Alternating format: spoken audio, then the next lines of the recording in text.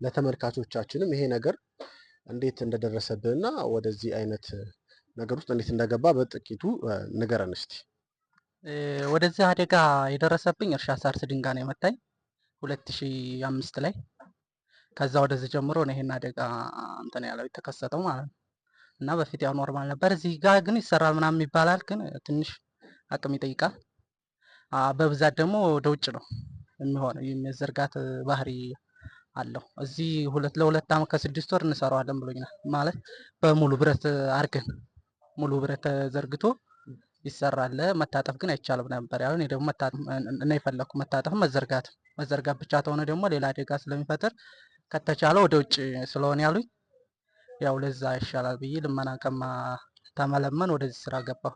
ራሴን ከልመና ለመውጣት ፈልጌ ማለት ነው።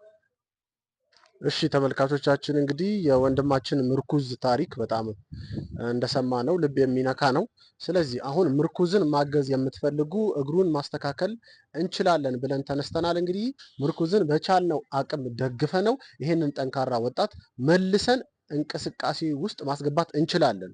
አሁንም ጤነኛ ነው፣ እንደ ጤነኛ ነው አክት የሚያደርገው። በጣም ጎበዝ ነው ሲሰራ፣ ስራ ብታዩት ምንም ልዩነት ያለ አይመስልም። ግን ይሄ መስተካከል የሚችል እግሩ በዚሁ መቅረት የለበትም። ሁላችንም የምርኩዝ እግርን ለማስተካከል መረባረብ አለብን።